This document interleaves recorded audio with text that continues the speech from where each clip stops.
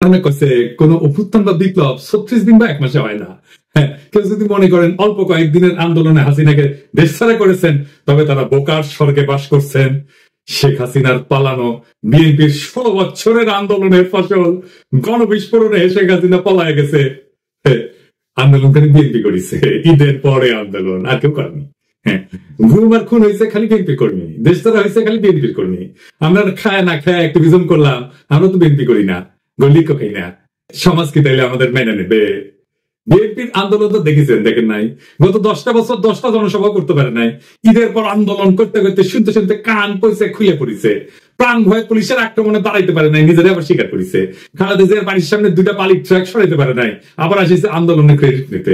BNP 16 বছর কেন 1600 বছর ঈদের পরে আন্দোলনের ঘোষণা দিল, হাসিনার যেত না। যখন আন্দোলন চলছিল তখন মির্জা ফখরুল কইছে বিএনপির নৈতিক সমর্থন আছে, শুধু সম্পৃক্ততা নাই। শুনেন, আমরা এই আন্দোলনের সঙ্গে কখনোই সরাসরি জড়িত নই, আমরা তাদেরকে নৈতিক সমর্থন দিয়েছি।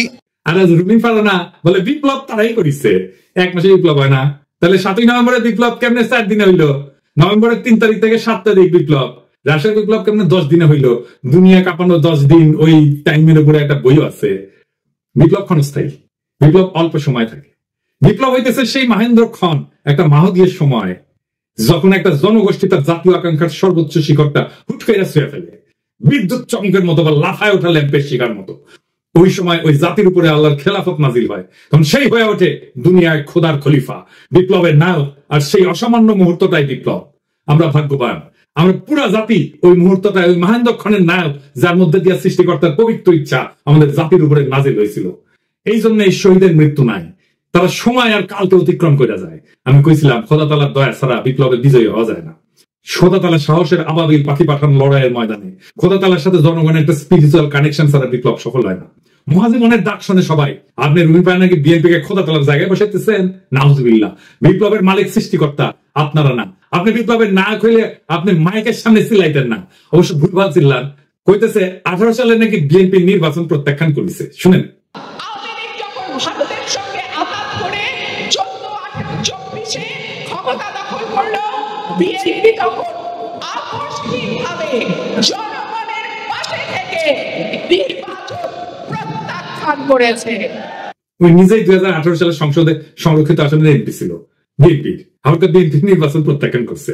কি কয় না কয় তার কোনো ঠিক নাই। শুধু তাই না, 10 কাঠা প্লট চাই আবেদন করেছিল, যে প্লট পাইলে নাকি চিরকৃতজ্ঞ থাকিবে। দেখেন, একটা প্লটের লোভ সামলাইতে পারে না, সে আর বিপ্লব করে। হ্যাঁ, খেল খতম হয়েছে, পয়সা হজম। দরখাস্তটা দেখেন, একবার বলে 2/3 মেজরিটি নিয়ে বিএনপি ক্ষমতায় যাবে। শুনেন, আবার বলে বিএনপি নেতা কর্মীদের কন্ট্রোল করা যাচ্ছে না, কেন্দ্রে জানায় কোনো লাভ হচ্ছে না। শুনেন, বিএনপি নেতা কর্মীদেরকে মাঠ পর্যায়ে কন্ট্রোল করা যাচ্ছে না, চাঁদাবাজির সঙ্গে যুক্ত, জমি দখলের সঙ্গে যুক্ত, টেন্ডারবাজির সঙ্গে যুক্ত।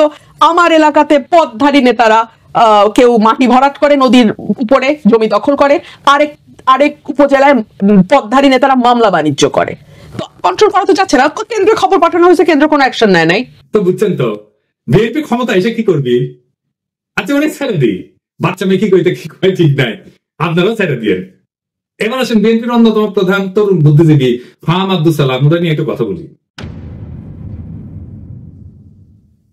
ফাহাম দেশে গেছিল, আপনারা মনে হয় অনেকেই জানেন যে ফাহাম মির্জা ফখরুল ভাইয়ের মেয়ে জামাই। তো আমি অত্যন্ত পছন্দ করি ফাহামকে ব্যক্তি হিসেবে, ভেরি চার্মিং পার্সোনালিটি। এই ফ্যাসিস্ট বিরোধী লড়াইয়ে তার অসামান্য ভূমিকা ছিল। সে আরবান এলিট যুবক তরুণদের এই লড়াইয়ের জন্য তৈরি করছে, সে একাই। আমি ভালো কথা বলে ফেললাম না। হ্যাঁ, বাংলাদেশে কারো সম্পর্কে ভালো কথা বলা খুব মুশকিল। যারা ফাহামকে পছন্দ করেন না তারা গালাগালি করতে পারে, আর যারা ফাহামকে পছন্দ করে তারাও গালাগালি করবে। ও আসিছে এবার ফাহামের জনপ্রিয়তা দিয়া তোমার পয়েন্ট বাড়ানোর জন্য, পয়েন্ট খাওয়ার জন্য আসিছে। আর যদি কখনো ফাহাম গ্যাঞ্জাম করে অ্যান্টি পিপল স্ট্যান্ড নেয়, তখন এসে বলবে দেখেছেন খুব তো তখন প্রশংসা করেছিলেন। যাই হোক, এটা বলে রাখলাম যে ফাহাম আমার এলাই না, এখন রাজনৈতিক মিত্র না। কারণ ফাহাম বিএনপি যে স্ট্যান্ড নিছে, যেটা আপল করে, সেটা করেও সম্পর্ক রাখা যায় ভিন্ন মতের মানুষের সাথে, কিন্তু ফার্ম সাথে রাখবে না বলে সিদ্ধান্ত নিচ্ছে, এটা কোনো সমস্যা নেই, অ্যাবসলিউটলি ফাইন। ফার্ম সম্পর্কে এত কথা বললাম যে আমাকে তাকে রেফার করে কথা বলতে হবে, সেই জন্য বলে নিলাম আর কি। কারণ সেও বলছিল যে এই লড়াইয়ে যারা ছিল তারা তার ভাই দাদা বলছে, তো সেটা আমার তরফ থেকে এখন এটা বলে না আমরা ভালো। তো ফার্ম দেশে গেল, সেই সময় ছাত্রদের নিয়ে বসেছিল, বলছিল সম্ভবত একটা টিভি শোতে যে ছাত্ররা বিএনপির সাথে এলাই করলে ভালো করবে, এটা তাদের বেটার সিকিউরিটি দিবে। স্বার্থের দিক থেকে তারা যদি বিএনপির সাথে অ্যালাইন করে, আমার মনে হয় যে তাদের ভবিষ্যৎ অন্য অপশন থেকে বেটার। 2 দিন আগেও লিখলো ফার্ম যে আওয়ামী লীগের মিছিল হচ্ছে বড়, এইটা আমরা নাকি একে অন্যকে অপমানিত করছি, তার ফল। হ্যাঁ, মাঝে মাঝে ফার্মের কথা শুনে হাসি। আচ্ছা ফার্ম, বিএনপি কি কাউকে সুরক্ষা দেওয়ার কথা বলা মানায়? আর বিএনপি কি কাউকে সুরক্ষা দিতে পারে? দিছে কখনো? এই সক্ষমতা কি বিএনপির আছে না ছিল? ক্ষমতা জিনিসটা কি, সেটা কিভাবে তৈরি হয়? বিএনপির যদি কাউকে সুরক্ষা দেওয়ার হিম্মত থাকতো তাহলে জিয়া তো নিহত হয় না, ইলিয়াস আলী গুম হয় না, সালাউদ্দিন চৌধুরী ফাঁসিতে যায় না, তারেক রহমান নির্বাসনে যায় না, বালুর ট্রাক ফেলা তার খালেদা জিয়া আটকাই দিতে পারে না। বিএনপি কি দেশকে আওয়ামী লীগের ফাঁসিবাদের হাত থেকে রক্ষা করতে পারছে? পারে নাই। বাংলাদেশের সবচেয়ে বড় রাজনৈতিক দল হয়ে অগাস্ট বিপ্লবের নেতৃত্ব দিতে পারে নাই। এই বিএনপি আগামীতে ক্ষমতায় যাইতে পারে, কিন্তু ওই ক্ষমতা সে রাখতে পারবে না, কারণ ক্ষমতা বিষয়টাই সে বুঝে না। দেখেন, বিএনপির জন্ম হইতো না 1975-এর 15 আগস্ট না ঘটলে। সেই আগস্ট বিপ্লবীদের রক্ষা করছে বিএনপি? করে নাই। মুজিব হত্যা মামলার বিচারে অভিযুক্ত সবাইকে জজ গোলাম রসুল ফায়ারিং স্কোয়াডে গুলি করে মারার মৃত্যুদণ্ডের রায় প্রদান করছিল। যদিও দেশে প্রচলিত সিআরপিসিতে মৃত্যুদণ্ড দণ্ডিতদের ফায়ারিং স্কোয়াডে গুলি করে মারার কোন বিধানই নাই।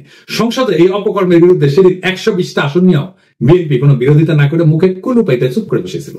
তাই বিএনপি কাউকে রক্ষা করতে পারবে না, করবে না, সে ক্ষমতা নেই।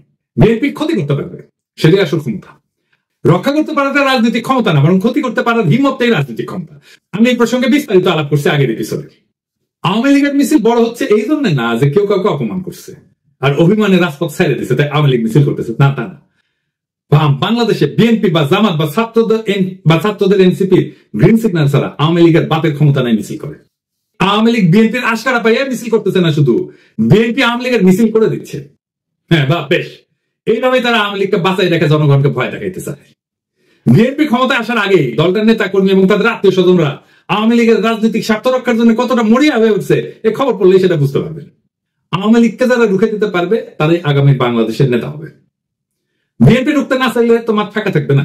বিএনপি প্রাণ ভয়ে রাজপথে 28 অক্টোবর দাঁড়াইতে পারে নাই, তার জন্য কি বর্ষা বিপ্লব থেমেছিল? ছিল না। ফার্মের কন্ট্রাডিকশন গুলো নিয়ে আলাপ করি না, চাইলে করা যায়। ফার্ম বউ কইতেছে 71 একটা রেড লাইন, এই রেড লাইন ক্রস করলে বাংলাদেশের রাজনীতি করা যাবে না।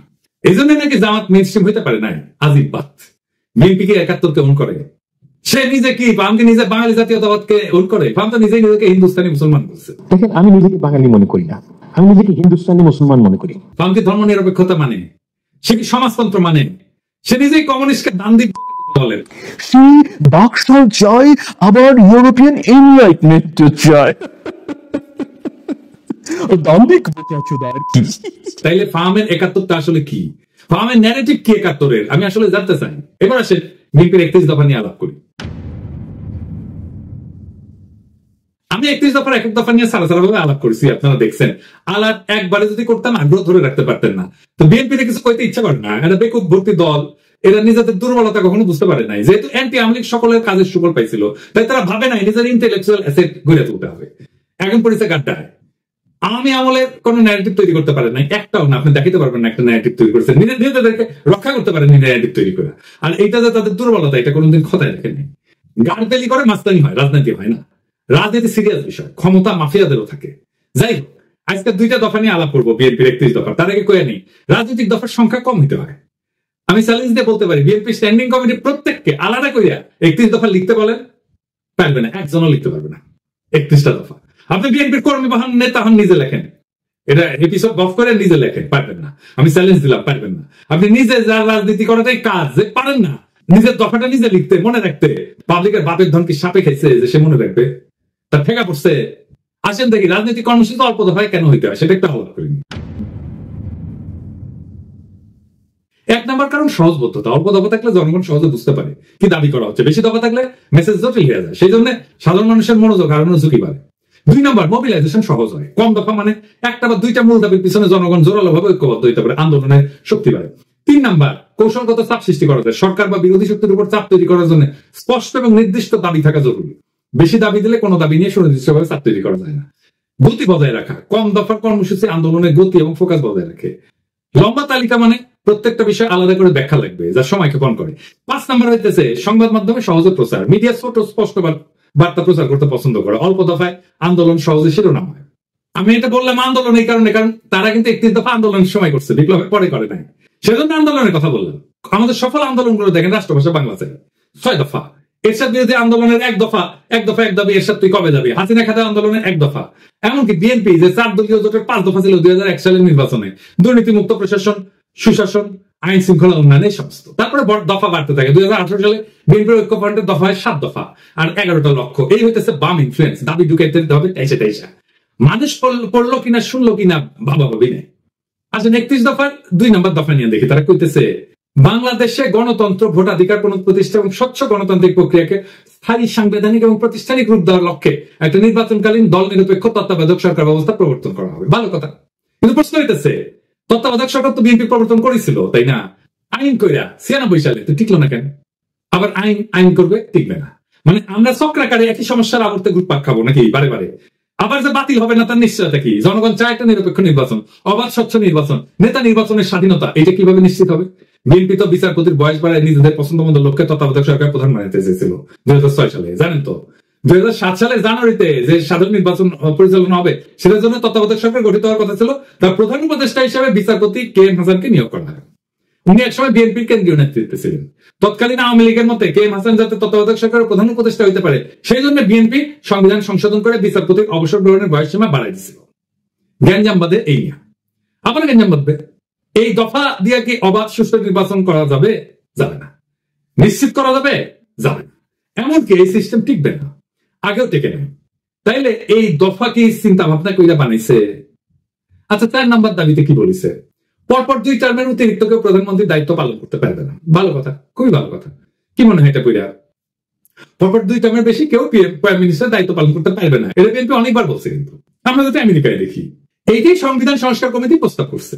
এখন বিএনপি কইতেছে প্রধানমন্ত্রী পদে দাঁড়ান 2 মেয়াদের বেশি কেউ থাকতে না পারলেও একবার বিরতি দিয়া আবার প্রধানমন্ত্রী হইতে চাইলে সেই সুযোগ থাকতে হবে। মানে পরপর 2 টার্ম থাকবে, তারপরে 1 বছর অন্য কেউ হবে, তারপরে আবার কেউ 2 টার্ম এসে থাকবে। মানে বুঝছেন তো, পরপর 2 টার্ম থাকার পরে 1 টার্ম প্রেসিডেন্ট হবে, তারপর আবার 2 টার্ম প্রাইম মিনিস্টার হবে, তারপরে 1 টার্ম প্রেসিডেন্ট হবে। মানে চালাকি শুরু হয়ে গেছে। ভাবছে কেউ বুঝতে পারবে না। যেই মাত্র ক্ষমতায় আসা দেখতে পারতেছে তখনই সব উল্টাই দিচ্ছে বিএনপি। যখন ক্ষমতা থেকে দূরে তখন কত ভালো ভালো কথা দেখিছো, কি সুন্দর প্রান্ত দিছে, এখন চিনে না। আসে কেন পরপর 2 বার রাষ্ট্রের প্রধান নির্বাহী হওয়া ঠিক না? পিছনে দার্শনিক ভিত্তিটা কি? পরপর 2 টার্ম রাষ্ট্রের নির্বাহী থাকা ঠিক না কেন? এর মূল উদ্দেশ্য হইতেছে 1 নম্বর ক্ষমতার অপব্যবহার রোধ করা। দীর্ঘ সময় ধরে একই ব্যক্তি ক্ষমতায় থাকলে স্বৈরতান্ত্রিক প্রবণতা তৈরি হয়, নিজের ক্ষমতা পাকাপোক্ত করতে শুরু করে, জনগণের বদলে নিজের দল বা নিজের শক্তিকে রক্ষা করে। একই জিনিস ঘটছে হাসিনার ক্ষেত্রে। 2 নম্বর, নতুন নেতৃত্বের সুযোগ সৃষ্টি হয় না। নিয়মিত নেতৃত্বের পরিবর্তন মানে নতুন চিন্তা, নতুন দৃষ্টিভঙ্গির আগমন। 3 নম্বর, রাষ্ট্রীয় প্রতিষ্ঠানের স্বাধীনতা রক্ষা। একজন দীর্ঘদিন ক্ষমতায় থাকলে বিচার বিভাগ, নির্বাচন কমিশন, পুলিশ ইত্যাদি তার হাতে জিম্মি হয়ে যেতে পারে, যেটা হাসিনার আমলে হয়েছিল। 4 নম্বর, গণতন্ত্রের প্রাণবন্ততা বজায় রাখা। জনগণ যাতে মনে করে রাষ্ট্র তাদের, কোন ব্যক্তির না, এই অনুভূতি বজায় রাখা দরকার।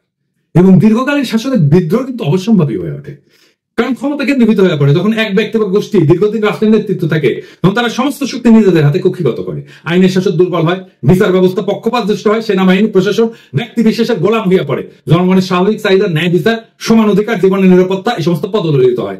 একই জিনিস আমরা দেখছি হাসিনার আমলে। এই যে ঘটনা, এটা তাত্ত্বিক ভিত্তি কি যে কেন প্রধান নির্বাহী বেশি দিন থাকতে পারবে না? তাত্ত্বিকভাবে এটা দাঁড়ায় আছে কয়েকটা বড় চিন্তার উপরে। 1 নম্বর হচ্ছে ডেমোক্রেটিক রোটেশন, বা এটাকে বলা যেতে পারে গণতান্ত্রিক চক্র। জন লক, মন্তেস্কো এই দার্শনিকরা বলছিলেন ক্ষমতা স্বাভাবিকভাবে দুর্নীতির দিকে ধাবিত হয়, তাই নিয়মিত ক্ষমতার হাত বদল জরুরি। আরেকটা তত্ত্ব হচ্ছে ন্যাচারাল ডিকে অফ পাওয়ার, মানে ক্ষমতার স্বাভাবিক ক্ষয়। টকভিল উনি বলছেন একজন নেতা যত বেশি সময় ক্ষমতায় থাকে তত সে জনগণের আসল চাহিদা থেকে বিচ্ছিন্ন হয়ে পড়ে। আর 3 নম্বর হইতেছে জেনারেশনাল রিনিউয়াল, নতুন প্রজন্মের আবির্ভাব তত্ত্ব। রাষ্ট্রের সেবা করার সুযোগ নতুন নেতৃত্বকে দিতে হবে, না হইলে রাষ্ট্র সময়ের সাথে সাথে পিছায় যাবে। যদি একজন নেতা 2 মেয়াদে চালায় যায়, তারপর 1 টার্ম বিরতি নিয়ে আবার প্রার্থী হয়, তাহলে মূল উদ্দেশ্য ব্যাহত হয়। কেন ব্যাহত হয়? 1 নম্বর, ক্ষমতার নেটওয়ার্ক নষ্ট হয় না, যেটা তৈরি হয়েছিল। যে নেতা টানা 2 মেয়াদ চালাইছে তার সময়কালে প্রশাসন, বিচার বিভাগ, পুলিশ, মিডিয়া, ব্যবসায়ী গোষ্ঠী সব স্তরে স্তরে অনুগত এক ধরনের নেটওয়ার্ক তৈরি হয়। 1 টার্ম বিরতিতেও এই নেটওয়ার্ক বেঁচে থাকে, সক্রিয় থাকে। এখন দেখতেছেন না, এখনো হাসিনার লোকজন প্রশাসনে আছে। তো উনি যখন আবার প্রার্থী হয় এই শক্তিগুলো তাকে সুবিধা দেয়, ফলে নতুন প্রতিদ্বন্দ্বিতা বা নতুন নেতৃত্বের সুযোগ প্রকৃত অর্থে হয় না। 2 নম্বর, জনগণের মনস্তত্ত্ব পাল্টায় না। নেতার ব্যক্তি পূজা বা জনপ্রিয়তার মিথ ভেঙে যেতে সময় লাগে। মাত্র 1 মেয়াদের বিরতি তা ভাঙার জন্য যথেষ্ট না, ফলে পুরানো প্রভাব বজায় থাকে। মানুষ মনে করে ওই লোকটাই আবার ফিরে আসবে। 3 নম্বর, প্রশাসনিক নিরপেক্ষতা থাকে না। নির্বাচন কমিশন, পুলিশ, সরকারি যন্ত্রপাতি তাদের পুরনো বসের জন্য অপেক্ষায় থাকে।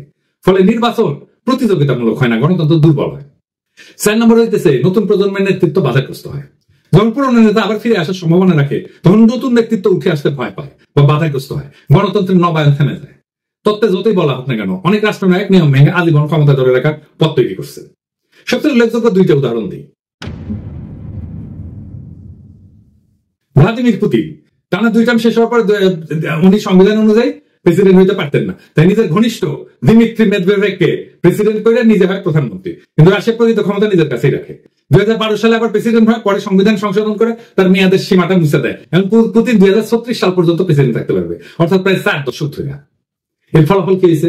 রাশিয়া গণতন্ত্র থেকে দূরে সরে গেছে, বিরোধী নেতারা নিশ্চিহ্ন হয়ে গেছে এবং ব্যক্তি কেন্দ্রিক একনায়কতন্ত্র তৈরি হয়েছে। শি জিনপিং, চীন প্রেসিডেন্টের জন্য 2 মেয়াদের সীমা ছিল 5 10 বছর। শি জিনপিং 2013 সালে প্রেসিডেন্ট হয়। 2018 সালে চীনের কমিউনিস্ট পার্টি সংবিধান পরিবর্তন করে 2 মেয়াদের সীমা তুলে দেয়। এখন শি জিনপিং আজীবনের জন্য প্রেসিডেন্ট থাকার পথ খুলে দিয়েছে। এর ফলাফল কি? চীনে ব্যক্তির চেয়ে পার্টি বড়, এই নীতি নীতিগতভাবে লঙ্ঘন করছে। আর চীনে গণতান্ত্রিক কোন নির্বাচন নাই, মত প্রকাশের স্বাধীনতা কঠিনভাবে নিয়ন্ত্রিত। ফলে যখন 2 টার্মের নিয়ম ভেঙে ফেলা হয় বা কোন ছিদ্র রেখা, ক্ষমতা ধরে রাখার রাস্তা রাখা হয়, তখন গণতন্ত্র দ্রুত দুর্বল হয়ে পড়ে, রাষ্ট্র ব্যক্তি কেন্দ্রিক হয়ে যায় এবং জনগণের স্বাধীনতা কাগজে কলমে সীমাবদ্ধ হয়ে পড়ে। আমি মাঝে মাঝে চুপচাপ হয়ে বসে থাকি, ভাবি যে যদি 2028 সাল পর্যন্ত আওয়ামী লীগ থাকতো কি হইতো? নির্বাচনের নাম উচ্চারণ করলেই নীল সাদা ভাই নিশা দাঁড়াইতো দোরগোড়ায়, ঠান্ডা গলায় বলতো চলেন। তারপর বাকিটা একটা কালো গল্প, যার শেষ পাতায় রক্তের দাগ। লুৎফুজ্জামান বাবর কারাগারের ঘুপসি কোণে চোখ তুলে পাখিদের উঠতে দেখতেন আর ভাবতেন তারা এখনো উঠতে পারে, অথচ আমি। সালাউদ্দিন আহমেদ শিলংয়ের আকাশে হাত তুলতেন, এই নীল কি ঢাকার মতো, নাকি আমি বদলে গেছি? খালেদা জিয়া এখনো অন্তরীণ থাকতেন। রিজভী ভাই কোলাপসেবল গেটের পিছনে মাফলার গলায় দিয়া হাতে গোনা কয়েকজন কর্মী নিয়ে শীতের মধ্যে ঠকঠক করে কাঁপতেন, ওটাই ওনার রাজনৈতিক কর্মসূচি হয়ে থাকতো। আর রায়নগর, ওইখানে নাম যুক্ত শত শত মৃত স্বপ্নের, ভুলে যাওয়া মানুষের, যারা একদিন হাঁটতো, হাসতো, স্বপ্ন দেখতো, তারপরে চুপ হয়ে যেত। আমরা চুপ হয়ে যেতাম, চুপচাপ বাজারে যেতাম, চুপচাপ অতি মূল্যে অল্প কিছু ডিম কিনতাম, সবজি কিনতাম, আর মাছ মাংস দেখে হাত পিত্তেশ করতাম। চুপচাপ আয়নায় তাকে ভাবতাম এটা আমার মুখ না, আমি কোথায় হারালাম। ঠিক তখন কিছু সাহসী তরুণ উঠে দাঁড়ায়, তারা বলে এমন জীবন চাই না। তারা বাতাসে ছড়ায় দেয় আলো, আমরা গলা ছেড়ে কাপা কাপা সরে ওদের দেখে পথে নেমে আসি, সাহস নেয়া, বলি আমরা ভালো নাই। কিন্তু আজ আমরা বলি ওদের হটাও, ওরা রাজনীতি করে ফেলছে, ওদের রক্ত আজকে পথের ধুলা, ওদের কান্না আজকে নীরব শোক। আমরা চিৎকার করি এখনই নির্বাচন চাই, ডিসেম্বরই চাই, এখনই চাই। দেশ যে ভালো চলতেছে এটা কেউ দেখে না, রিজার্ভ বাড়তেছে, দুর্নীতির টাকা ফিরতেছে, সংস্কারের বাতাস রাখছে, কিন্তু এই খবর কারো কানে ছয় না। একটাই আমাদের পিপাসা এখন, ক্ষমতা আর ক্ষমতা। আলোর এই লড়াই কখনো সহজ ছিল না। আলোর জন্য যারা পথে নামে তাদের পা রক্তাক্ত হয়, তাদের চোখে জল জমে, তাদের গলা রুদ্ধ হয় কান্নায়, কিন্তু তবু তারা হাঁটে, কারণ তারা জানে পিছায় গেলে চিরকাল হারায় যেতে হবে। আর যারা রক্ত দিচ্ছে, যারা ভয়কে পিছনে ফেলে আগাইছে, তাদের নাম ইতিহাসের পাতায় লেখা থাকবে। আজকে যারা কাঁপতেছে, মিথ্যা বলতেছে, তারা কেবল হারায় যাবে বিস্মৃতির ধুলায়। বিপ্লব কখনো সংগঠিত হয় না বক্তৃতায়, বিপ্লব জন্ম নেয় নির্ভীক হৃদয়ের তপ্ত রক্তে। আমরা সেই রক্তের উত্তরাধিকার, আমরা হারবো না। তারা ভাবছিল আমরা ভয় পাবো, তারা ভাবছিল আমরা হেরে যাবো, তারা ভাবছিল আমরা মুখ নিচু কইরা ঘরে ঢুকে যাবো, কিন্তু তারা ভুল করছে। আমরা পিছু হটিনি, আমরা সামনে আগেছি।